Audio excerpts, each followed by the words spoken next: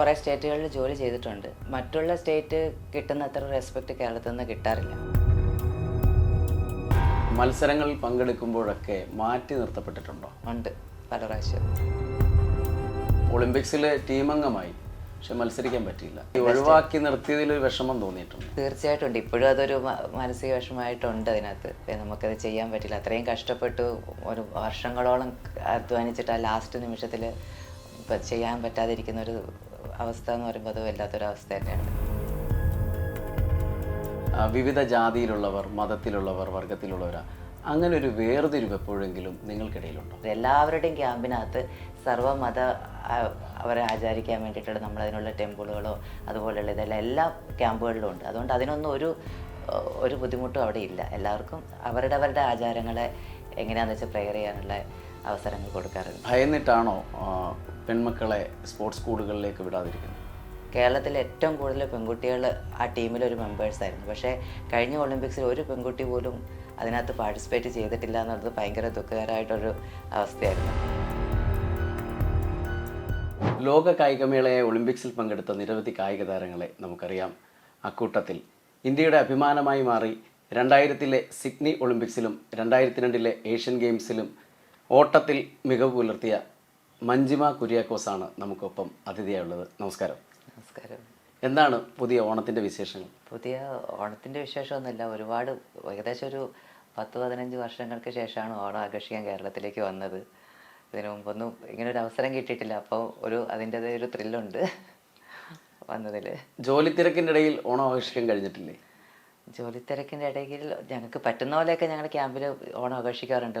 പറ്റുന്ന മലയാളികളെല്ലാം കൂട്ടി മറ്റുള്ളവരെയും കൂടി ഓണം എന്താണെന്ന് അറിയിക്കാൻ വേണ്ടിയിട്ട് പറ്റുന്ന രീതിയിൽ ഞങ്ങളുടെ ക്യാമ്പിൽ ചെയ്യാറുണ്ട്. പക്ഷേ നാട്ടിൽ ഒരു ഓണം 10-15 വർഷങ്ങൾക്ക് ശേഷം ഇത് ആദ്യമായിട്ടാണ്. ഇത്തരത്തിലുള്ള ഓണാഘോഷങ്ങളൊക്കെ സംഘടിപ്പിക്കേണ്ട സമയത്ത് പ്രകൃതിക്ഷോഭങ്ങൾ, പ്രശ്നങ്ങൾ, യുദ്ധങ്ങളൊക്കെ വരുമ്പോൾ അതിൽ പങ്കെടുക്കേണ്ടി വന്നിട്ടുണ്ടോ? തീർച്ചയായിട്ടും. ഞങ്ങൾ കഴിഞ്ഞ ഓണത്തിന് തന്നെ ജമ്മു കാശ്മീർ ഇലക്ഷനിലായിരുന്നു അവിടെ ഉണ്ടായിരുന്നത്.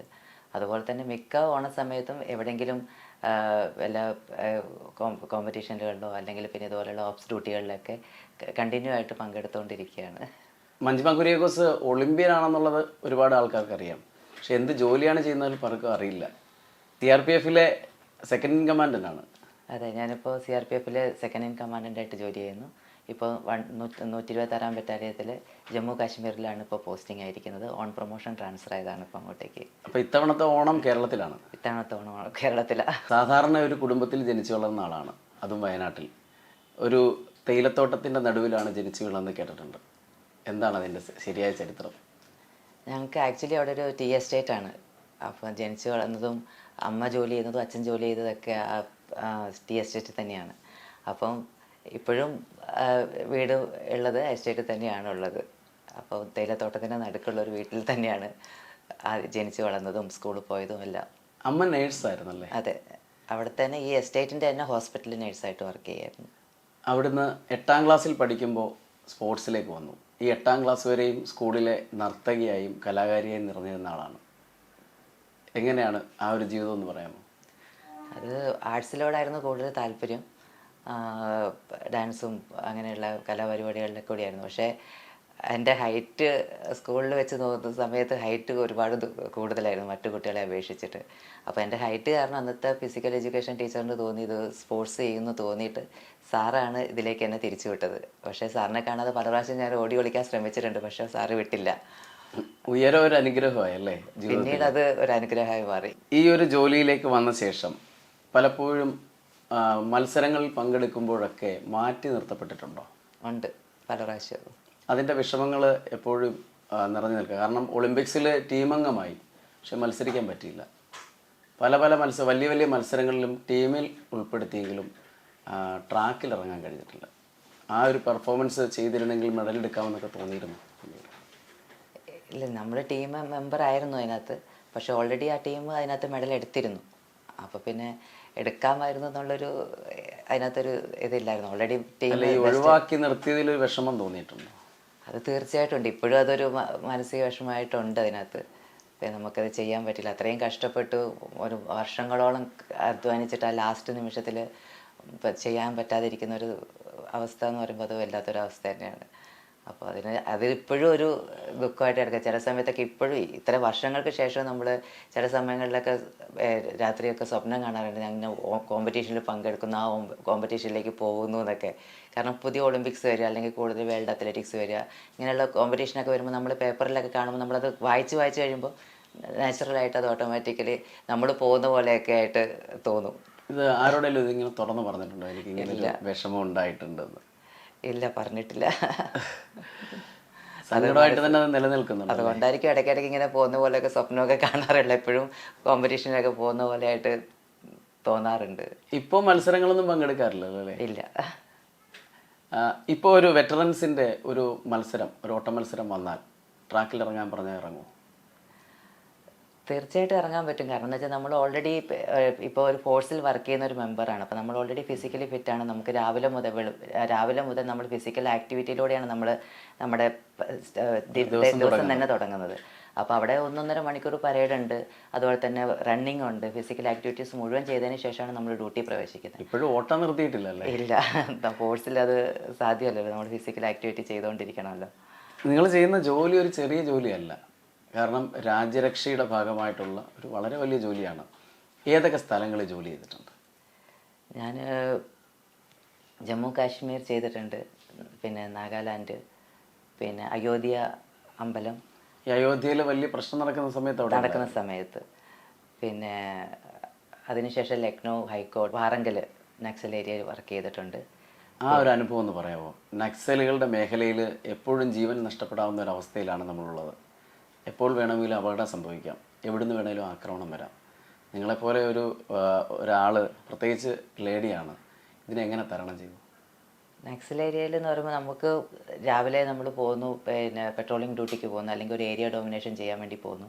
ആ സമയത്ത് പോകുന്ന സമയത്ത് ചില സമയത്ത് നമുക്ക് അറിയില്ല നമ്മൾ തിരിച്ചു വരുമോ ഇല്ലോ എന്നും കൂടെ അറിയില്ല. കാരണം മൈനുകളാണ്, പൂര മൈനുകളെ നമ്മൾ പോകുന്ന വഴി കൂടെയല്ല നമ്മൾ തിരിച്ചു വരാറുള്ളത്. അപ്പോൾ പോയി കഴിയുമ്പോഴത്തേനും പലപ്പോഴും പല ജവാന്മാരുടെയും അവസ്ഥ ഇതാണ്, നമ്മൾ പോകുന്നത് പോലെ നമ്മൾ തിരിച്ച് ക്യാമ്പിലെത്തി ദൈവത്തോട് നന്ദി പറയുക, അത്രയേ ഉള്ളൂ. പക്ഷെ നമ്മൾ തിരിച്ചു വരുമോ എന്ന് അറിയാൻ പറ്റാത്തൊരു അവസ്ഥ. അങ്ങനെയുള്ള കാലഘട്ടത്തിലാണ് നമ്മളവിടെ വർക്ക് ചെയ്തത്. ഇപ്പം ഒരുപാട് മാറ്റം വന്നു, നമ്മൾ ഒരുപാട് അതിനെയൊക്കെ അവിടെ നിന്ന് ഇല്ലാതാക്കിയിട്ടുണ്ട്. നമ്മൾ പഴയ പോലെ ഛത്തീസ്ഗഡും ജാർഖണ്ഡൊക്കെ വിമുക്തമായിക്കൊണ്ട് വരുന്നു. ഓൾറെഡി നമ്മുടെ മിനിസ്ട്രി പറഞ്ഞിട്ടുണ്ട് 2025 ലാസ്റ്റ് ആകുമ്പോഴത്തേന് മുഴുവൻ ഫിനിഷ് ചെയ്യുന്നു. ഓൾമോസ്റ്റ് അതിൻ്റെ ആയിട്ടുണ്ട്. അതുകൊണ്ട് പണ്ടത്തെ അത്ര ബുദ്ധിമുട്ടില്ല. പക്ഷെ എങ്കിലും നമുക്കത് വിശ്വസിച്ച് പോകാൻ പറ്റില്ല. നമ്മൾ കേരളത്തിലുള്ളവരാണ്, വിശ്വാസങ്ങളിലും ആചാരാനുഷ്ഠാനങ്ങളിലൊക്കെ വിശ്വസിച്ച് ഒരു തലമുറയുടെ ഭാഗമായി നിന്നവരാണ്. പട്ടാളത്തിലേക്ക് ചെല്ലുമ്പോൾ, അല്ല CRPF ചെല്ലുമ്പോൾ വിവിധ ജാതിയിലുള്ളവർ, മതത്തിലുള്ളവർ, വർഗത്തിലുള്ളവർ, അങ്ങനെ ഒരു വേർതിരിവ് എപ്പോഴെങ്കിലും നിങ്ങൾക്കിടയിലുണ്ടോ? ഇല്ല, നമ്മുടെ ഡിപ്പാർട്ട്മെൻറ്റ് എന്ന് പറയുമ്പോഴത്തേനും CRPF എന്ന് പറയുമ്പോൾ ഒരു മിനി ഇന്ത്യ തന്നെയാണ്.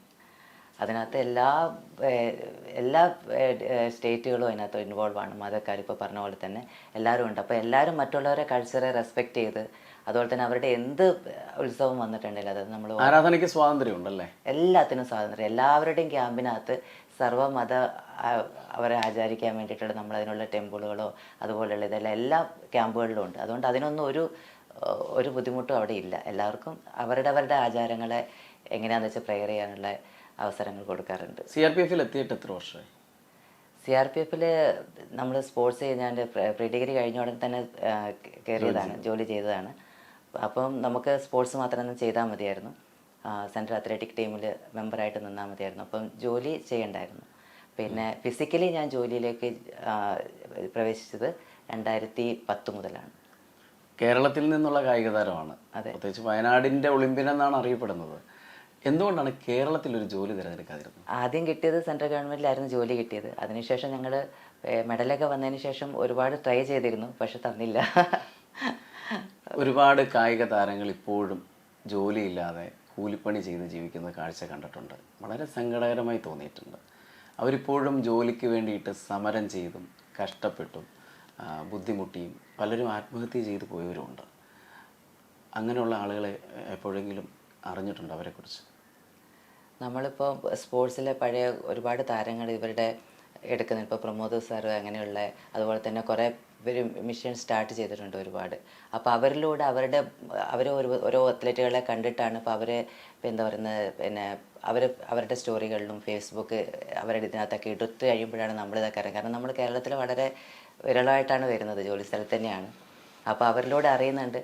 അപ്പോൾ പഴയ കുറേ സ്പോർട്സുകാരുകൾ അവരെ സഹായിക്കാൻ വേണ്ടിയിട്ട് സെക്രട്ടേറിയറ്റിലും അവരൊക്കെ പോയിട്ട് അവർക്ക് വേണ്ടി പറയുന്നുണ്ട്. ഒരുപാട് സമരങ്ങൾ നടക്കുന്നുണ്ട്. അവർക്ക് സപ്പോർട്ട് ചെയ്തുകൊണ്ട് കുറേ താരങ്ങളും ഉണ്ട്. പക്ഷേ എന്തുകൊണ്ടാണ് കേരള ഗവൺമെൻറ് അത് അവഗണിക്കുന്നതെന്ന് അറിയില്ല. നിങ്ങളുമായി ബന്ധപ്പെട്ടുള്ള പല ആളുകളും ഈ ഭരിക്കുന്ന ആളുകളുടെ ഇടയിലുണ്ട്. അവരോട് എപ്പോഴെങ്കിലും ആവശ്യപ്പെട്ടിട്ടുണ്ടോ? അല്ലെങ്കിൽ നിങ്ങൾക്ക് ഇതിനൊരു ടീം നിങ്ങൾ ഒളിമ്പ്യന്മാരുടെ ഇടയിലുണ്ടോ ഇവരെ സഹായിക്കണമെന്ന് പറയാൻ കഴിവുള്ള കായിക താരങ്ങളെ? ആക്ച്വലി എല്ലാ നല്ല നല്ല അത്ലറ്റുകളെല്ലാം, അതായത് ഒരുപാട് നാഷണൽ ഇൻ്റർനാഷണൽ അത്ലറ്റുകൾ വളരെ വിരളമായിട്ടാണ് കേരളത്തിൽ ജോലി ചെയ്യുന്നത്. എല്ലാവരും ഔട്ട് ഓഫ് കേരളയിലാണ് ജോലി ചെയ്യുന്നത്. അവരെ ഇവിടെ പരിഗണിക്കാത്തത് കൊണ്ടാണോ ഇവരിങ്ങനെ വിട്ടുപോകും? അതെ, പകുതിയും നമുക്ക് അങ്ങനെയുള്ളൊരു ജോലി കിട്ടാത്തത് കൊണ്ട് തന്നെയാണ് നമ്മൾ വേറൊരു സ്ഥലത്തേക്ക് പോകുന്നത്. ഇപ്പം കേരളത്തിലുള്ള അത്ര അത്ലറ്റുകൾ വേറെയുള്ള സംസ്ഥാനങ്ങളിലില്ല. പണ്ടൊക്കെ കേരളത്തിലെ ടീം വരിക എന്ന് പറയുമ്പോൾ തന്നെ എല്ലാവർക്കും ഒരു പേടിയായിരുന്നു. കാരണം കേരള ടീമായിരുന്നു മുന്നിൽ. പക്ഷേ ഇന്ന് അത്രയും മെഡലുകളൊന്നും പോലും. കഴിഞ്ഞ ഒളിമ്പിക്സിലൊക്കെ ആണെങ്കിൽ കേരളത്തിൽ പെൺകുട്ടികളില്ല, ഒരു ഒറ്റ പെൺകുട്ടികൾ പോലും മത്സരിക്കാതിരുന്നു. മത്സരത്തിൽ പങ്കെടുക്കുന്ന പെൺകുട്ടികളുടെ എണ്ണം കുറഞ്ഞല്ലേ? ഒരുപാട് കുറഞ്ഞു. കാരണം അല്ലെങ്കിൽ സാധാരണ നമ്മൾ ഒരു ഒളിമ്പിക്സിനോ വേൾഡ് അത്ലറ്റിക്സിനോ അല്ലെങ്കിൽ ഏഷ്യൻ ഗെയിംസിനൊക്കെ പോകുമ്പോൾ കേരളത്തിൽ ഏറ്റവും കൂടുതൽ പെൺകുട്ടികൾ ആ ടീമിലൊരു മെമ്പേഴ്സായിരുന്നു. പക്ഷേ കഴിഞ്ഞ ഒളിമ്പിക്സിൽ ഒരു പെൺകുട്ടി പോലും അതിനകത്ത് പാർട്ടിസിപ്പേറ്റ് ചെയ്തിട്ടില്ല എന്നുള്ളത് ഭയങ്കര ദുഃഖകരമായിട്ടൊരു അവസ്ഥയായിരുന്നു. കാരണം അങ്ങനത്തെ ഒരു ലെവലിലേക്ക് നമ്മുടെ കേരളത്തിൽ നിന്ന് വന്നു എന്നറിഞ്ഞപ്പോൾ ഭയങ്കരമായിട്ട് സങ്കടം തോന്നിയത്. ഇവിടെ നിന്നും കായിക താരങ്ങൾ ഉണ്ടാകുന്നില്ല. എൻ്റെ അറിവിൽ ഏറ്റവും കൂടുതൽ ടാലൻ്റുള്ള അത്ലറ്റുകൾ നമ്മളെ കേരളത്തിൽ തന്നെയാണുള്ളത്. അതുപോലെ തന്നെ നല്ല പ്രഗത്ഭരായ അധ്യാപകരും നമ്മുടെ ഫിസിക്കൽ എഡ്യൂക്കേഷൻ ഡിപ്പാർട്ട്മെൻറ്റും കോച്ചസും എല്ലാം ഉണ്ട്. പക്ഷേ ഇത്രയൊക്കെ ഉണ്ടായിട്ടും നമ്മുടെ കേരളത്തിൽ നിന്ന് ഇപ്പം മുന്നോട്ട് പോകാതെ പിന്നോട്ടാണ് വന്നുകൊണ്ടിരിക്കുന്നത്. അതുപോലെ തന്നെയല്ലേ മെഡലുകളുടെ എണ്ണവും കുറഞ്ഞില്ല? മെഡലുകളുടെ എണ്ണം ഒരുപാട് കുറവാണ്. സാധാരണ നമ്മൾ പോയിട്ട് ഏതെങ്കിലും ഒരു ദേശീയ മത്സരങ്ങളിലോ എന്തെങ്കിലും പോയിട്ടുണ്ടെങ്കിൽ കേരളം ചാമ്പ്യന്മാരായിട്ടാണ് തിരിച്ചു വരാറ്, കൈ നിറയിച്ച്. കേരളം എന്ന് കേട്ടാൽ മറ്റുള്ള സംസ്ഥാനങ്ങൾക്ക് പേടിയായിരുന്നു ഞാനൊക്കെ പഠിക്കുന്ന സമയത്ത്. അപ്പോൾ നമുക്കന്നൊന്നും കേരളത്തിന് വേണ്ടി പങ്കെടുക്കാൻ പോലും പറ്റില്ല. കേരളത്തിലെ ടീമിലെ മെമ്പറാകാൻ വേണ്ടി കൊതിച്ചിട്ടുണ്ട് നമ്മൾ വേറൊരു നാഷണൽ മീറ്റിലൊക്കെ. പക്ഷെ നമുക്ക് അന്നൊന്നും അതിനൊരു അവസരം കിട്ടിയിട്ടില്ലായിരുന്നു. പക്ഷേ ഇന്ന് കേരളത്തിൽ നിന്ന് ഒരു ചാമ്പ്യൻഷിപ്പ് പോലും ഇല്ലാതെയാണ് ചിലപ്പം അത്രത്തോളം ഒന്നും മെഡൽ ഇല്ലാതെ തിരിച്ചു വരുന്ന ഒരു അവസ്ഥ കാണുമ്പോൾ ഭയങ്കരമായിട്ട് ദുഃഖം തോന്നിയിട്ടുണ്ട്. ഈ ലോക രാജ്യങ്ങളെ എടുത്തു നോക്കിയാലേ പട്ടിണി രാജ്യങ്ങളിൽ നിന്നും മത്സരിക്കുന്നവരാണ് ഏറ്റവും കൂടുതൽ, പ്രത്യേകിച്ച് അതിവേഗ ഓട്ടക്കാരായിട്ട് പോലും വരുന്നത്. നമുക്ക് ഭക്ഷണവും അംഗീകാരങ്ങളും ഒക്കെ കിട്ടുകയും നമുക്കൊപ്പം ആളുകൾ നിൽക്കുകയും നമുക്കൊരു ഭരണ സംവിധാനം ഇവിടെ ഉണ്ട്. പക്ഷേ കായിക താരങ്ങൾ ഉണ്ടാകാതിരിക്കുന്ന ഒരു അവസ്ഥയിലേക്ക് നമ്മൾ പോയി. നമ്മുടെ ആക്ച്വലി എനിക്ക് തോന്നുന്നു നമുക്കൊരു സ്പോർട്സ് കൾച്ചർ ഇല്ല എന്നുള്ളതാണ് തോന്നുന്നത്. എന്ന് വരുന്നോ അന്ന് മാത്രമേ നമ്മൾ മുന്നോട്ട് പോവുകയുള്ളൂ. അങ്ങനെ ഒരു സ്പോർട്സ് കൾച്ചർ ഉണ്ടാകണമെങ്കിൽ എവിടെയാണ് തുടക്കമിടേണ്ടത്? കാരണം കാലങ്ങളിങ്ങനെ മുന്നോട്ട് പോയിക്കൊണ്ടിരിക്കുകയാണ്. അതിന് സ്പോർട്സിൻ്റെ രീതിയിൽ വിടുക, പൊളിറ്റിക്സിൻ്റെ രീതിയിൽ വിട്ടുക. കായിക വിഭാഗത്തിൻ്റെ പുറത്ത് രാഷ്ട്രീയം അതിപ്രസരം ഉണ്ടാകുന്നു അല്ലേ? അതെ.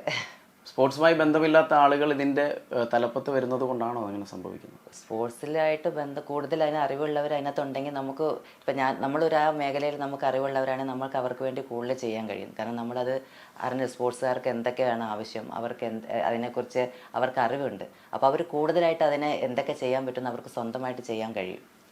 ഇത് ഒട്ടും അതിനെക്കുറിച്ച് ഒന്നും അറിവില്ലാത്ത ഒരാൾ ഇരുന്ന് കഴിയുമ്പോൾ നമുക്ക് അവർക്ക് സപ്പോർട്ട് ചെയ്യൽ മറ്റുള്ളവരെ അപേക്ഷിച്ച് കുറച്ച് കുറവായിരിക്കും. നമ്മുടെ ഇടയിൽ ഒരുപാട് സ്പോർട്സ് അക്കാഡമികൾ പ്രൈവറ്റായിട്ടും വരുന്നുണ്ട്. ഒളിമ്പ്യന്മാരായിട്ടിരുന്ന ആളുകൾ, സ്പോർട്സിൻ്റെ ഉന്നത തലത്തിലിരുന്ന ആളുകളൊക്കെ പ്രൈവറ്റ് അക്കാദമികൾ കൊണ്ടുവന്നിട്ട് പ്രാദേശിക തലത്തിലൊക്കെ കുട്ടികളെ കൊണ്ടുവരാനുള്ള ശ്രമങ്ങൾ നടത്തിയിരുന്നു. ഇപ്പോൾ അതിൽ നിന്ന് പിന്നാക്കം പോയിട്ടുണ്ടോ? ഇല്ല, ഇപ്പം നമ്മുടെ അഞ്ജു ബോബി ജോർജിൻ്റെയൊക്കെ അത്ലറ്റിക് ടീമിൻ്റെ കുട്ടികളൊക്കെ ഇപ്പോൾ ഒരുപാട് ദേശീയ തലത്തിൽ എന്താ പറയുന്നത് മെഡലുകളും അതുപോലെ തന്നെ അവർ റെക്കോർഡുകളും ഇട്ടിട്ട് മുന്നോട്ട് വന്നുകൊണ്ടിരിക്കുന്നുണ്ട്. അതുപോലെ തന്നെ ആദ്യം ഉഷ ചേച്ചിയുടെ ഒരു ക്യാമ്പ് ഉണ്ടായിരുന്നു. അവിടുന്ന് ടിൻഡുലൊക്കെ പോലുള്ള അത്ലറ്റുകൾ വന്നതാണ്. ഇപ്പോൾ അഞ്ജു ബോബി ജോർജിൻ്റെ അവരുടെ ഫൗണ്ടേഷൻ്റെ കുട്ടികൾ വരുന്നുകൊണ്ടിരിക്കുന്നുണ്ട്. അപ്പം ഇങ്ങനെയുള്ളവർ ഇട്ടിട്ട് അവർ കുറച്ചും കൂടെ വന്നിട്ടുണ്ടെങ്കിൽ കൂടുതൽ കുട്ടികൾ ഉയരത്തിലേക്ക് എത്തുമെന്നാണ് എനിക്ക് ഒരു പ്രതീക്ഷ. മഞ്ജിമ കുര്യാക്കോസിന്റെ തുടക്കം സ്കൂളിൽ നിന്നായിരുന്നു. അവിടെ ഒരു കായികാധ്യാപകൻ കണ്ടെത്തിയ പ്രതിഭയാണ്. അത്തരത്തിലുള്ള അധ്യാപകർ ഇപ്പം ഇല്ലേ നമുക്കിടയിൽ? അത്രയ്ക്കും ഡെഡിക്കേഷൻ ഇല്ലെന്ന് തോന്നുന്നു. കാരണം അവരൊക്കെ അതിന് വേണ്ടിയിട്ട് അന്ന് ഇറങ്ങി തിരിച്ചിരുന്നു. ഇപ്പം എന്ന് വെച്ചിട്ടുണ്ടെങ്കിൽ അന്ന് രാവിലെയും വൈകുന്നേരം അവർക്ക് കമ്പൽസറി പ്രാക്ടീസ് കൊടുക്കണം. അവർ സ്കൂളിൽ നിർത്തിക്കുമായിരുന്നു.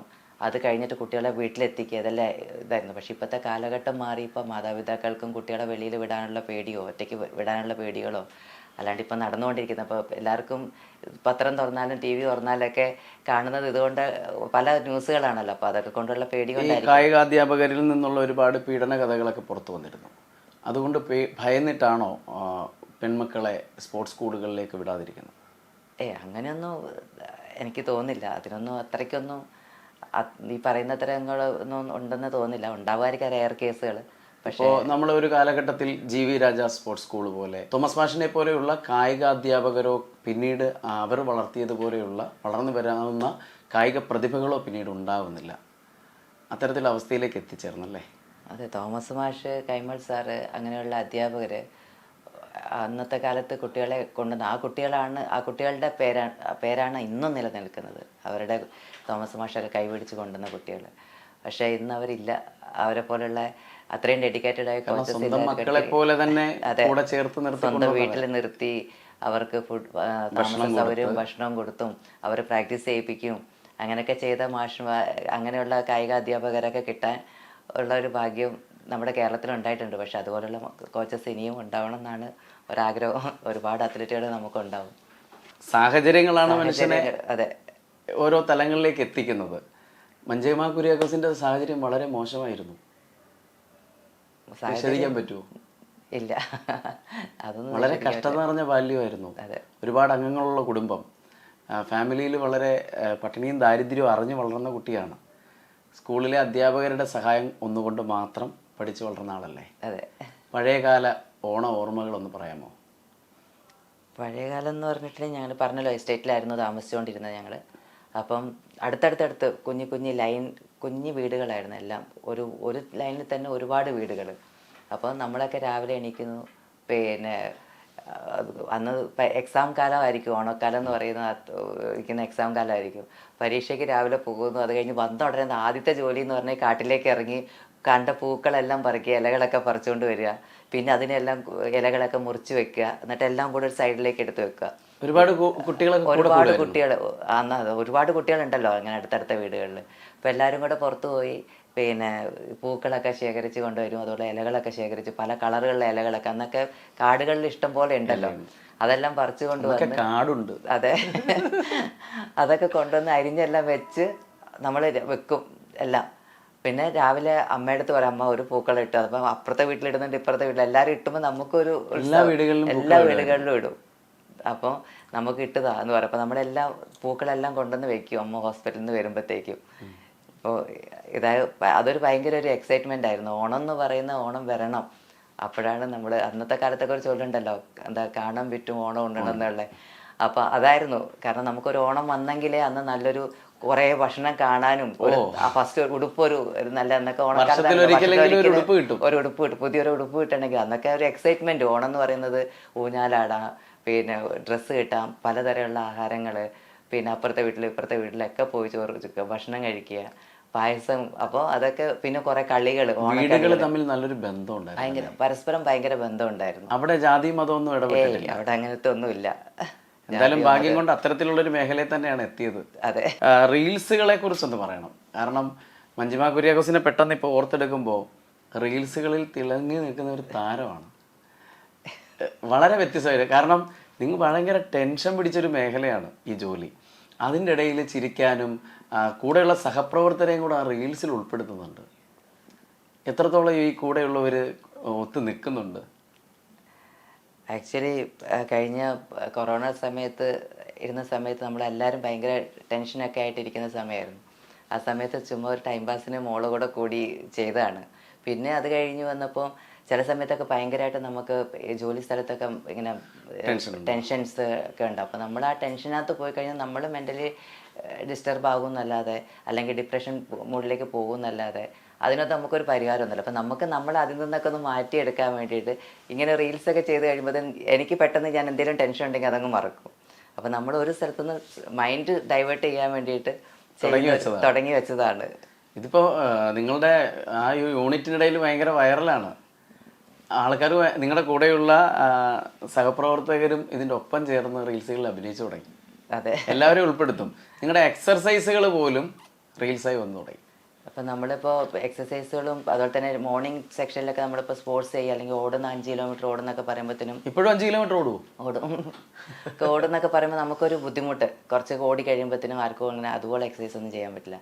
അപ്പം നമ്മളെന്താക്കും ജുംബ പാട്ടൊക്കെ വെച്ച് ജുംബ മോഡല്, അറോബിക്സ്, അപ്പോൾ ഒരു ചേഞ്ച് ആക്കി കഴിയുമ്പോഴത്തേനും കൂടെ ഉള്ളവർ എല്ലാവരും റിലാക്സ് ആവും. പിന്നെ നമ്മൾ ഈ മ്യൂസിക്കിൻ്റെ കൂടെ നമ്മൾ അറിയുന്നില്ല ഇത്രയും വർക്കൗട്ട് ചെയ്യുന്നത്. ഒരു പക്ഷേ നമ്മൾ 5 കിലോമീറ്റർ ഓടുന്നതിനേക്കാളും കൂടുതൽ എക്സസൈസ് നമ്മൾ 1.5 മണിക്കൂർ കൊണ്ട് ഇവിടെ ചെയ്യുന്നുണ്ട്.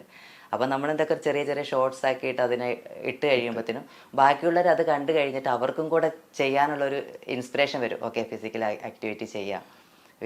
ഇന്നത്തെ സമയത്ത് നമ്മളൊരു ഫിസിക്കൽ ആക്ടിവിറ്റി ഇല്ലാതെ ഇരിക്കുന്ന സമയത്ത് ബുദ്ധിമുട്ടാണല്ലോ. അപ്പോൾ അതുകൊണ്ട് നമ്മൾ അങ്ങനെ ഒരു ഷോർട്സ് ആയിട്ട് ചെയ്ത് എല്ലാവരും കൂടെ ഇൻവോൾവ് ആയി ചെയ്ത് കഴിയുമ്പോഴത്തേനും ആ ഫിസിക്കൽ ആക്ടിവിറ്റിയിലേക്ക് കൂടുതൽ അവരെ കൊണ്ടുവരാൻ വേണ്ടി ചെയ്യുന്നതാണ്. അങ്ങനെ ഈ പഠിക്കുന്ന സമയത്ത് ഡാൻസിനോടും പാട്ടിനോടും ഉള്ള ഒരു വലിയ അടുപ്പമുണ്ടായിരുന്നു. അഭിനയത്തോട് എപ്പോഴും താല്പര്യം തോന്നിയിട്ടു ഉണ്ട്. സ്കൂളിൽ പഠിക്കുമ്പോൾ ഇങ്ങനെ സിനിമയൊക്കെ കാണുമ്പോഴത്തേനും സിനിമയെല്ലാം കാണിച്ചു കഴിയുമ്പോൾ കണ്ടു കഴിഞ്ഞിട്ട് നമ്മൾ അന്നൊക്കെ സ്കൂളിൽ വന്നിട്ട് ഇങ്ങനെ പ്രൊജക്ടർ ഇട്ടിട്ട് നമുക്കിങ്ങനെ സിനിമ കാണിച്ചു തരും. അത് കണ്ടിട്ട് ഇറങ്ങി കഴിയുമ്പോഴത്തേനും നമ്മൾ എൻ്റെ കൂട്ടുകാർ ഫ്രണ്ട്സൊക്കെ ഉണ്ട്, പിന്നെ പുറത്തിറങ്ങി അതുപോലെ അഭിനയിക്കലാണ് ഞങ്ങളുടെയൊക്കെ പരിപാടി. അപ്പോൾ അതുപോലെ അഭിനയിച്ച് കാണിക്കുക. പിന്നെ അതുപോലെ തന്നെ അതിനെ ഒരു എന്താ പറയുന്നത് ഡയലോഗൊക്കെ അതുപോലെ തന്നെ കാണിച്ചൊരു എന്താ പറയുന്നത് അതിൻ്റെ ചെയ്യാനൊരു ശ്രമിക്കുന്ന ഒരു ഇതുണ്ടായിരുന്നു അന്നൊക്കെ. അത് റീൽസിൽ കാണുമ്പോൾ അറിയാം. കൂടുതലായിട്ട് മണിച്ചിത്രത്താഴ് നാഗവല്ലിയൊക്കെ ആയിട്ട് ചുമ്മാ ഇങ്ങനെ ഇരുന്ന് ഒരു പ്രാവശ്യം അങ്ങനെ ഇൻസിഡൻ്റ് ഒക്കെ ഉണ്ടായിരുന്നു. നമ്മളെല്ലാം സ്പോർട്സിൽ പോയി കഴിഞ്ഞപ്പോൾ ചിലപ്പോൾ സമയത്ത് പറയും നമ്മുടെ അടുത്ത് അങ്ങനെ ചെയ്യുമെന്ന് പറയും, ഒന്ന് ചെയ്ത് കാണിക്കുന്നു പറയും. അങ്ങനെ കുട്ടികളങ്ങനെ ഇരുന്ന് കട്ടിലയിൽ ഇരിക്കുകയായിരുന്നു. അങ്ങനെ നാഗവല്ലിയുടെ അതൊന്ന് കാണിച്ചു കൊടുക്കാൻ പറയും. നമ്മൾ ഭയങ്കര ആ സമയത്ത് ഇതായിപ്പോയി ചെയ്തിട്ട് ഒരു കൊച്ചു അവിടെ ഇരിക്കുന്നുണ്ട്, കട്ടിലെടുത്ത് അങ്ങ് പൊക്കിയപ്പോൾ ആ ആവേശത്തിൽ അത് ശരിക്കും അങ്ങ് പൊങ്ങിപ്പോൾ ആ കൊച്ചു തലകുത്തി താഴെ വീണു, തലയടിച്ച്. അതിപ്പോഴും എല്ലാവരും പറയും ആ എക്സൈറ്റ്മെന്റ്. എത്ര തന്നെ ടെൻഷൻ പിടിച്ച ജോലിയാണെങ്കിൽ അത് രസകരമായിട്ട് അതിനെ മാറ്റിയെടുക്കാൻ ശ്രമിക്കാറുണ്ട്. അതെ, ഞാൻ എത്ര ടെൻഷൻ ആണെങ്കിലും ഞാൻ അതിനെ എങ്ങനെയെങ്കിലുമൊക്കെ മാനേജ് ചെയ്ത് അല്ലെങ്കിൽ അതിനൊരു ഫ്രീ ആക്കി കൊണ്ടുപോകാൻ ശ്രമിക്കും. കാരണം നമുക്കും ടെൻഷൻ വേണ്ട, എൻ്റെ അണ്ടറിൽ വർക്ക് ചെയ്യുന്ന ഒരാൾക്ക് പോലും ഒരു ടെൻഷൻ ഇല്ലാത്ത രീതിയിൽ ഞാൻ കൊണ്ടുപോകാൻ ശ്രമിക്കാറുണ്ട്. ഇപ്പൊ കൂടെയുള്ളവരോടൊക്കെ നമ്മൾ വർത്തമാനം പറയുമ്പോൾ അവർ പറയാറുണ്ട് അവരുടെ വീട്ടിലെ ഒരു അംഗത്തെ പോലെയാണ് കാണുന്നത്, ഒരു മേലുദ്യോഗസ്ഥ എന്നുള്ള രീതിയിലുള്ള ഒരു ഒന്നും കാണിക്കാറില്ല അല്ലേ? അതെന്തുകൊണ്ടാണ് അങ്ങനെ? സാധാരണ നമ്മൾ ഒരു മേലുദ്യോഗസ്ഥൻ്റെ അടുത്ത് ചെല്ലുമ്പോൾ അവർ നമ്മളെ ഷൗട്ട് ചെയ്യുകയും വഴക്കുറയൊക്കെ ചെയ്യും. ഇത് നേരെ തിരിച്ച് റീൽസ് എടുക്കാൻ കൊണ്ടുപോകണം. ശിക്ഷയാണോ? ഇല്ല, റീൽസ് എടുക്കാനൊന്നും അങ്ങനെയൊന്നും ഓഫീഷ്യൽ ടൈമിലോ ഓഫീസിൻ്റെ ഇതിനായിട്ടോ ഒന്നും യൂണിഫോമിലോ ഒന്നും ഞാൻ ചെയ്യാറില്ല, ചെയ്യിപ്പിക്കാറുമില്ല. ഉള്ളി നമ്മൾ ഫിസിക്കൽ ആക്ടിവിറ്റീസിൽ മാത്രമേ അവരെ ഇൻവോൾവ് ചെയ്യാറുള്ളൂ. പിന്നെ അതിനകത്തൊന്നും പറയാം, നമ്മൾക്ക് അതിൻ്റെതായ ഇതുണ്ടല്ലോ, നമ്മൾ യൂണിഫോമിനെ നമ്മൾ റെസ്പെക്റ്റ് ചെയ്യണം. അപ്പോൾ യൂണിഫോമിൻ്റെ ഇതായിട്ടുള്ള ഒരു കാര്യങ്ങളിലും ഞാൻ അവരെ ഇൻവോൾവ് ചെയ്യിപ്പിക്കാറില്ല. അങ്ങനെ വീഡിയോ എടുക്കാനോ ഫോട്ടോസ് എടുക്കാനോ നമുക്കൊന്നും അലോഡും അല്ല, നമുക്കത് ചെയ്യിപ്പിക്കാനും പാടില്ല, ചെയ്യിപ്പിക്കാറില്ല. പിന്നെ എന്തെങ്കിലും ഈ ഫിസിക്കൽ ആക്ടിവിറ്റീസ് ഇതുപോലെയുള്ള റണ്ണിങ് അങ്ങനെയുള്ള ജുംബ അങ്ങനെയുള്ള കാര്യങ്ങളിലും മാത്രമേ അവരെ ഷോർട്സ് എടുക്കാറുള്ളൂ. CRPFന്റെ യൂണിഫോം ഇട്ട് നിൽക്കുമ്പോൾ അവിടെ നിങ്ങളുടെ ഒരു ഓഫീസിൽ കിട്ടുന്ന ഒരു വില കേരളത്തിലെത്തി എവിടെയെങ്കിലും പോലീസ് സ്റ്റേഷനിൽ പോയാൽ നിങ്ങൾക്ക് കിട്ടും? ഇല്ല. CRPFന്റെ ഏറ്റവും ഉന്നത പദവിയിലിരിക്കുന്ന ഒരാളാണ് മഞ്ജിമ കുര്യാക്കോസ്, ഒളിമ്പ്യനാണ്. പക്ഷെ കേരളത്തിലെ ഒരു പോലീസ് സ്റ്റേഷനിൽ വന്നിട്ട് ഞാൻ മഞ്ജിമ കുര്യാക്കോസാണ്, CRPFന്റെ ഉദ്യോഗസ്ഥയാണ് എന്ന് പറഞ്ഞാൽ എന്തായിരിക്കും അവസ്ഥ? അങ്ങനെ എന്തെങ്കിലും ഒരു അനുഭവം ഉണ്ടായിട്ടുണ്ടോ? ഞാൻ ഇത്രയും കുറേ സ്റ്റേറ്റുകളിൽ ജോലി ചെയ്തിട്ടുണ്ട്. പക്ഷേ മറ്റുള്ള സ്റ്റേറ്റ് കിട്ടുന്ന അത്ര റെസ്പെക്റ്റ് കേരളത്തിൽ നിന്ന് കിട്ടാറില്ല. പക്ഷേ പല അങ്ങനെ പോയിട്ട് നമ്മൾ പോലീസ് അങ്ങനെ ഒരു അനുഭവം ഉണ്ടായിട്ടുണ്ടോ എന്ന് വെച്ചാൽ തീർച്ചയായിട്ടും ഉണ്ടായിട്ടുണ്ട്.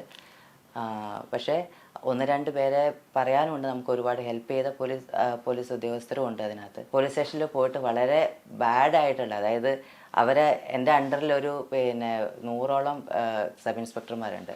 അങ്ങനെയുള്ള നമ്മൾ ഇത്രയും വലിയൊരു പോസ്റ്റിൽ ഇരിക്കുന്ന ഒരു വ്യക്തി അങ്ങനെ പോലീസ് സ്റ്റേഷനിൽ ഒരു സബ് ഇൻസ്പെക്ടർ നമ്മൾ അത്രയ്ക്ക് പോലും വില കൽപ്പിക്കാതെ അങ്ങനത്തെ ഒരു സാഹചര്യം ഉണ്ടായിട്ടുണ്ട്. വളരെ വേദന തീർച്ചയായിട്ടും ഉണ്ടായിട്ടുണ്ട്. ഒന്നും എന്ത് ചെയ്യണമെന്ന് അറിയാതെ ഇതെന്താ ഇങ്ങനെയെന്ന് തോന്നിപ്പോയ നിമിഷങ്ങളും ഉണ്ടായിട്ടുണ്ട്. അത് എന്താണെന്നറിയില്ല. അതിന് നമ്മുടെ എന്താ പറയാ, ഞാൻ പറയുന്നത് നമ്മളെ പോലീസ് ഡിപ്പാർട്ട്മെൻറ്റ് അവരെ അതിനായിട്ടുള്ള ഇത് കൊടുക്കണം. അത് ഏത് ഡിപ്പാർട്ട്മെൻറ്റിൽ നിന്ന് വന്നിട്ടുണ്ടെങ്കിലും അവരെ റെസ്പെക്ട് ചെയ്യണം, പരസ്പരം പരസ്പരം ബഹുമാനിക്കാനുള്ള ഒരു ബഹുമാനിക്കാനുള്ള മനസ്സ് ഒരു ചെയ്യണം.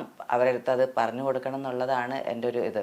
അവരടുത്ത് പറഞ്ഞിട്ട് നമ്മുടെ കൂടെ വന്നവർ പറഞ്ഞു SP മാഡമാണ് വന്നിരിക്കുന്നത്, പിന്നെ മാഡത്തിനെ കാണാം. ആ സാർ ഇവിടെ ഇല്ല. അവർ വന്നൊന്ന് ജസ്റ്റ് ഒന്ന് നന്നായി ഇരിക്കുക എന്നാൽ അങ്ങനത്തെ ഒരു മര്യാദ പോലും കാണിക്കാത്തൊരവസ്ഥ ഉണ്ടായിട്ടുണ്ട്. പോലീസ് സ്റ്റേഷനിൽ വന്നിട്ടുണ്ട്. അപ്പോൾ നമുക്ക് ഭയങ്കരമായിട്ട് എന്താണ് നമ്മളടുത്തൊന്ന് കാര്യമായിട്ട് അന്വേഷിക്കുക. നമ്മൾ വളരെ എക്സ്പെക്ട് ചെയ്തിട്ട് കൂടി ആയിരിക്കും പോയി, കാരണം നമ്മുടെ സെയിം ഡിപ്പാർട്ട്മെൻറ്റിലുള്ള ആൾക്കാരാണ്. പിന്നെ നമ്മൾ കേന്ദ്രവും കേരളം എന്നുള്ളൊരു വ്യത്യാസമുള്ളൂ. അപ്പോൾ നമ്മൾ എക്സ്പെക്ട് ചെയ്യുന്നത് അങ്ങനെയായിരിക്കും. പക്ഷേ നമ്മുടെ ഡിപ്പാർട്ട്മെൻറ്റിൽ വേറൊരു സിവിൽ പോലീസിൽ ആരെങ്കിലും വന്നിട്ടുണ്ടെങ്കിൽ ഞങ്ങളുടെ ഡിപ്പാർട്ട്മെൻറ്റ് അവർ ഭയങ്കര റെസ്പെക്റ്റോടു കൂടിയാണ്. ഈവൻ ഒരു ചെറിയ റാങ്കിലുള്ള ഒരാൾ വന്നാൽ പോലും നമ്മുടെ ഓഫീസിൽ വന്നിട്ടുണ്ടെങ്കിൽ നമ്മുടെ ഡിപ്പാർട്ട്മെൻറ്റ് വളരെ റെസ്പെക്റ്റ്ഫുള്ളാണ് അവരോട് പെരുമാറുന്നത്. അപ്പം നമ്മൾ അതേ ഒരു ഇതിനകത്ത് വെച്ചിട്ടായിരിക്കും നമ്മൾ അവിടേക്ക് പോകുന്നത്. നമ്മളൊന്നും ആഗ്രഹിച്ചിട്ടൊന്നും അല്ല പോകുന്നത്. പക്ഷെ അറ്റ്ലീസ്റ്റ് ഒരു ചെറിയൊരു റെസ്പെക്റ്റ് എങ്കിലും തന്നിരുന്നെങ്കിൽ, അല്ലെങ്കിൽ നമുക്കൊരു ഇതെങ്കിലും അതുപോലും കിട്ടാത്തൊരവസ്ഥ വരുന്ന സമയത്ത് നിങ്ങളെപ്പോലെയുള്ള ആളുകൾക്ക് ഇത്തരത്തിലുള്ള അനുഭവങ്ങളാണെങ്കിൽ സാധാരണപ്പെട്ട ഒരു കൂലിപ്പണിക്കാരനാണ് ഈ പോലീസ് സ്റ്റേഷനിലേക്ക് ചെല്ലുമ്പോൾ എന്തായിരിക്കുമെന്ന് നമുക്ക് ഊഹിക്കാവുന്നതേ ഉള്ളൂ. എല്ലാവരും ഒന്നും ഞാൻ പറയുന്നില്ല, പക്ഷേ എന്താ പറയുക, അതിനകത്ത് ഒരുപാട് പേരുണ്ട്, നല്ല നല്ല ആൾക്കാരും ഉണ്ട്. അപ്പം റിട്ടയർമെൻറ്റിന് ശേഷം കലാരംഗത്തേക്ക് പ്രതീക്ഷിക്കാവോ? നമുക്കിപ്പോൾ അതിനിപ്പോൾ എന്താ മറുപടി പറയുക? അടുത്തൊരു നാഗവല്ലി ഉണ്ടാവുമോ? എനിക്ക് സ്പോർട്സ് ഫീൽഡിലേക്കൊക്കെ ഇറങ്ങി വീണ്ടും കുറച്ച് സ്പോർട്സായിട്ടുള്ള കുട്ടികളെ എന്തെങ്കിലുമൊക്കെ സഹായിക്കണം. പിന്നെ വീണ്ടും ഒരു 2-3 കുട്ടികൾ വയനാട്ടിൽ നിന്നൊക്കെ കുറച്ച് കുട്ടികളെ മുന്നോട്ട് കൊണ്ടുവരണം എന്നൊക്കെയാണ് എൻ്റെ ആഗ്രഹം. ഏതൊരു കായിക താരത്തിൻ്റെ സ്വപ്നമാണ് ഒളിമ്പിക്സ് എന്ന് പറഞ്ഞത്. അവിടുത്തെ ആ ട്രാക്കിലെങ്കിലും പോയിട്ടൊന്ന് വന്നിട്ട് കാണാൻ പറ്റും. അപ്പോൾ ഒളിമ്പ്യൻ ആണെന്ന് ഒരാൾ പറയുമ്പോൾ അത്രയ്ക്കും ആ സമയത്ത് പോലും നമുക്കുണ്ടാകുന്ന ഒരു അഭിമാനവും ഒരു സന്തോഷവും ഉണ്ടല്ലോ, അത് ഭയങ്കര ഒന്നാണത്. ഒരുപാട് ദിവസങ്ങളുടെ കഠിനാധ്വാനമാണ് ഒരു കായിക താരത്തിൻ്റെ ഫിറ്റ്നസ് എന്ന് പറയുന്നത്. ഫിറ്റ്നസ് കാത്തു സൂക്ഷിക്കാൻ ഇപ്പോഴത്തെ തലമുറ മരുന്നടിക്കുന്നതിനെ കുറിച്ച് കേട്ടിട്ടുണ്ട്. എന്താണ് അതിനെക്കുറിച്ച് അറിയാമോ? ഒരുപാട് ന്യൂസും കാര്യങ്ങളൊക്കെ കേട്ടിട്ടുണ്ട്. പക്ഷേ എന്താ പറയുന്നത്, ചെറിയ ചെറിയ വൈറ്റമിൻസും കാര്യങ്ങളൊക്കെ ആദ്യം എല്ലാവരും എടുക്കുമായിരുന്നു, കാരണം അത് അത്യാവശ്യമാണ്. പക്ഷേ ഇപ്പോൾ അതിലുപരി എന്താ പറയുന്ന ഒരു കോമ്പറ്റീഷൻ ഫീൽഡിലേക്ക് ഇങ്ങനെയുള്ളൊരു ഉത്തേജക മരുന്നുകളൊക്കെ എടുക്കുക എന്ന് പറയുമ്പോഴത്തേനും അത് ഭയങ്കരമായിട്ട് ദോഷം ചെയ്യും. അത് അവർക്ക് അറിയുന്നില്ല. പക്ഷേ നമ്മളിപ്പോൾ എടുത്തിട്ട് ഇന്ന് ഓടാം, പക്ഷേ നമുക്കത് വേറെ ദേശീയ തലത്തിലും അങ്ങനെയുള്ള തരങ്ങളിലൊന്നും ഓടാൻ പറ്റില്ല, കാരണം എല്ലായിടത്തും ഡോപ്പ് ടെസ്റ്റുകളുണ്ട്. ഇപ്പം നമ്മളൊരു മെഡിസിൻ എടുത്തിട്ടുണ്ടെങ്കിൽ ഇന്ന് തീരും, അല്ലെങ്കിൽ 6 മാസം ഇപ്പോഴും വിപണിയിലുണ്ടല്ലേ? ഉണ്ട്. പക്ഷേ നമ്മളതൊരു 3 വർഷം കഴിഞ്ഞിട്ടുണ്ടെങ്കിലും എപ്പോൾ ടെസ്റ്റ് ചെയ്താലും അത് വരും. അപ്പോൾ അതുകൊണ്ട് നമുക്ക് അതിനെക്കുറിച്ചുള്ള അറിവ് കുട്ടികൾക്ക് കൂടുതൽ കൊടുക്കണം. കാരണം നമ്മളിപ്പോൾ വിചാരിക്കുന്ന ഇന്ന് എടുത്ത നാളത്തേക്ക് കിട്ടില്ല എന്നായിരിക്കും, പക്ഷെ അത് 1 വർഷം കഴിഞ്ഞാലും നമ്മുടെ ശരീരത്തിൽ തന്നെ അത് ഇരിക്കും. ഇപ്പോൾ നമ്മൾ സ്ഥിരമായിട്ട് ഇപ്പോൾ കേട്ടുവരുന്നൊരു വാർത്തയാണ്, ജിമ്മുകളിൽ ആളുകൾ മരണപ്പെട്ടു, ഹൃദയാഘാതം ഉണ്ടായി. അറിയപ്പെടുന്ന ഒരു തെലുങ്ക് സിനിമാ നടൻ ഉൾപ്പെടെ ഹൃദയാഘാതം വന്ന് മരിച്ചു.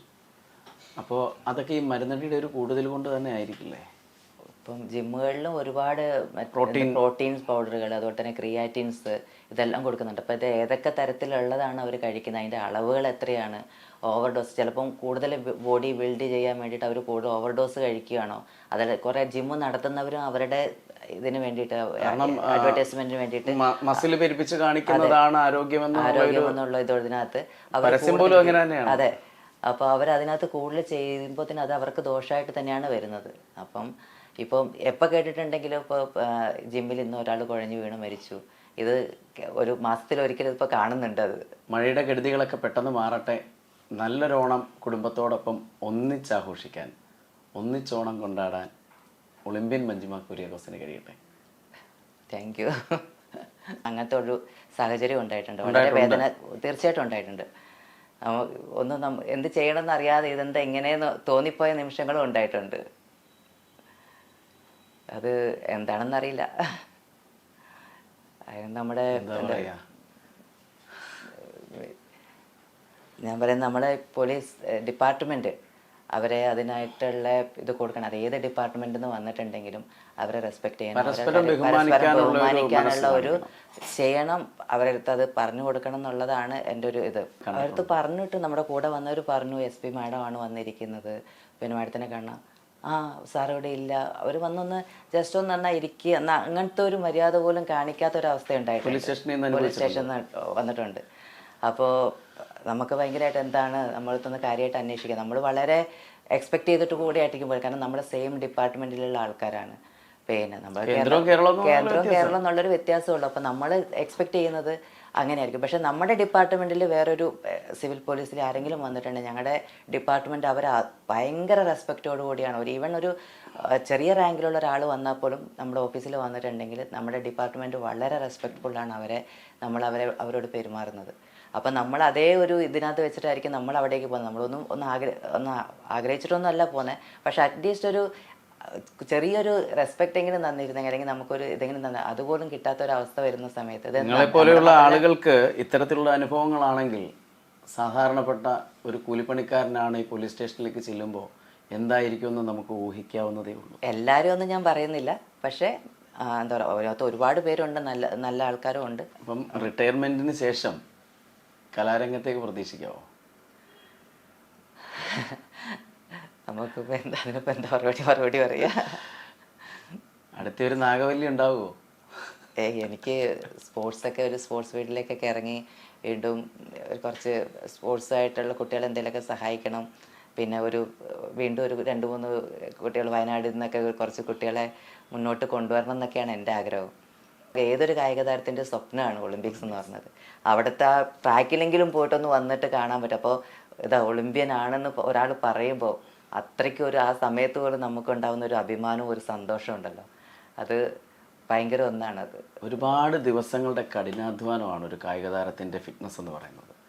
ഫിറ്റ്നസ് കാത്തു സൂക്ഷിക്കാൻ ഇപ്പോഴത്തെ തലമുറ മരുന്നടിക്കുന്നതിനെ കുറിച്ച് കേട്ടിട്ടുണ്ട്. എന്താണ് അതിനെക്കുറിച്ച് അറിയാമോ? ഒരുപാട് ന്യൂസും കാര്യങ്ങളൊക്കെ കേട്ടിട്ടുണ്ട്. പക്ഷെ എന്താ പറയുന്നത്, ചെറിയ ചെറിയ വൈറ്റമിൻസും കാര്യങ്ങളൊക്കെ ആദ്യം എല്ലാവരും എടുക്കുമായിരുന്നു, കാരണം അത് അത്യാവശ്യമാണ്. പക്ഷേ ഇപ്പോൾ അതിലുപരി എന്താ പറയുന്ന ഒരു കോമ്പറ്റീഷൻ ഫീൽഡിലേക്ക് ഇങ്ങനെയുള്ളൊരു ഉത്തേജക മരുന്നുകളൊക്കെ എടുക്കുക എന്ന് പറയുമ്പോഴത്തേനും അത് ഭയങ്കരമായിട്ട് ദോഷം ചെയ്യും. അത് അവർക്ക് അറിയുന്നില്ല. പക്ഷേ നമ്മളിപ്പോൾ എടുത്തിട്ട് ഇന്ന് ഓടാം, പക്ഷേ നമുക്കത് വേറെ ദേശീയ തലത്തിലും അങ്ങനെയുള്ള തരങ്ങളിലൊന്നും ഓടാൻ പറ്റില്ല, കാരണം എല്ലായിടത്തും ഡോപ്പ് ടെസ്റ്റുകളുണ്ട്. ഇപ്പം നമ്മളൊരു മെഡിസിൻ എടുത്തിട്ടുണ്ടെങ്കിൽ ഇന്ന് തീരും, അല്ലെങ്കിൽ 6 മാസം ഇപ്പോഴും വിപണിയിലുണ്ടല്ലേ? ഉണ്ട്. പക്ഷേ നമ്മളതൊരു 3 വർഷം കഴിഞ്ഞിട്ടുണ്ടെങ്കിലും എപ്പോൾ ടെസ്റ്റ് ചെയ്താലും അത് വരും. അപ്പോൾ അതുകൊണ്ട് നമുക്ക് അതിനെക്കുറിച്ചുള്ള അറിവ് കുട്ടികൾക്ക് കൂടുതൽ കൊടുക്കണം. കാരണം നമ്മളിപ്പോൾ വിചാരിക്കുന്ന ഇന്ന് എടുത്ത നാളത്തേക്ക് കിട്ടില്ല എന്നായിരിക്കും, പക്ഷെ അത് 1 വർഷം കഴിഞ്ഞാലും നമ്മുടെ ശരീരത്തിൽ തന്നെ അത് ഇരിക്കും. ഇപ്പോൾ നമ്മൾ സ്ഥിരമായിട്ട് ഇപ്പോൾ കേട്ടുവരുന്നൊരു വാർത്തയാണ്, ജിമ്മുകളിൽ ആളുകൾ മരണപ്പെട്ടു, ഹൃദയാഘാതം ഉണ്ടായി. അറിയപ്പെടുന്ന ഒരു തെലുങ്ക് സിനിമാ നടൻ ഉൾപ്പെടെ ഹൃദയാഘാതം വന്ന് മരിച്ചു. അപ്പോൾ അതൊക്കെ ഈ മരുന്നടിയുടെ ഒരു കൂടുതൽ കൊണ്ട് തന്നെ ആയിരിക്കില്ലേ? ഇപ്പം ജിമ്മുകളിലും ഒരുപാട് പ്രോട്ടീൻസ് പൗഡറുകൾ, അതുപോലെ തന്നെ ക്രിയാറ്റിൻസ്, ഇതെല്ലാം കൊടുക്കുന്നുണ്ട്. അപ്പോൾ ഇത് ഏതൊക്കെ തരത്തിലുള്ളതാണ് അവർ കഴിക്കുന്നത്, അതിൻ്റെ അളവുകൾ എത്രയാണ്, ഓവർഡോസ്, ചിലപ്പം കൂടുതൽ ബോഡി ബിൽഡ് ചെയ്യാൻ വേണ്ടിയിട്ട് അവർ കൂടുതൽ ഓവർഡോസ് കഴിക്കുകയാണോ, അതല്ല കുറേ ജിമ്മ് നടത്തുന്നവരും അവരുടെ ഇതിന് വേണ്ടിയിട്ട്, അഡ്വർടൈസ്മെന്റിന് വേണ്ടിയിട്ട് മസിൽ പെരുപ്പിച്ച് കാണിക്കുന്നതാണ് ആരോഗ്യമെന്നുള്ള ഇതിനകത്ത് അവർ, അതെ. അപ്പോൾ അവരതിനകത്ത് കൂടുതൽ ചെയ്യുമ്പോൾ തന്നെ അത് അവർക്ക് ദോഷമായിട്ട് തന്നെയാണ് വരുന്നത്. ഇപ്പം എപ്പോൾ കേട്ടിട്ടുണ്ടെങ്കിലും ഇപ്പോൾ ജിമ്മിൽ ഇന്ന് ഒരാൾ കുഴഞ്ഞു വീണ് മരിച്ചു, ഇത് ഒരു മാസത്തിലൊരിക്കലും ഇപ്പോൾ കാണുന്നുണ്ട്. അത് മഴയുടെ കെടുതികളൊക്കെ പെട്ടെന്ന് മാറട്ടെ, നല്ലൊരോണം കുടുംബത്തോടൊപ്പം ഒന്നിച്ചാഘോഷിക്കാൻ, ഒന്നിച്ചോണം കൊണ്ടാടാൻ ഒളിമ്പ്യൻ മഞ്ജിമ കുര്യാക്കോസിന് കഴിയട്ടെ. Thank you. ഓവർഡോസ് കഴിക്കുകയാണോ, അതല്ല കുറേ ജിമ്മ് നടത്തുന്നവരും അവരുടെ ഇതിന് വേണ്ടിയിട്ട്, അഡ്വർടൈസ്മെന്റിന് വേണ്ടിയിട്ട് മസിൽ പെരുപ്പിച്ച് കാണിക്കുന്നതാണ് ആരോഗ്യമെന്നുള്ള ഇതിനകത്ത് അതെ. അപ്പോൾ അവരതിനകത്ത് കൂടുതൽ ചെയ്യുമ്പോൾ തന്നെ അത് അവർക്ക് ദോഷമായിട്ട് തന്നെയാണ് വരുന്നത്. ഇപ്പം എപ്പോൾ കേട്ടിട്ടുണ്ടെങ്കിലും ഇപ്പോൾ ജിമ്മിൽ ഇന്ന് ഒരാൾ കുഴഞ്ഞു വീണ് മരിച്ചു, ഇത് ഒരു മാസത്തിലൊരിക്കലും ഇപ്പോൾ കാണുന്നുണ്ട്. അത് മഴയുടെ കെടുതികളൊക്കെ പെട്ടെന്ന് മാറട്ടെ, നല്ലൊരോണം കുടുംബത്തോടൊപ്പം ഒന്നിച്ചാഘോഷിക്കാൻ, ഒന്നിച്ചോണം കൊണ്ടാടാൻ ഒളിമ്പ്യൻ മഞ്ജിമ കുര്യാക്കോസിന് കഴിയട്ടെ. Thank you.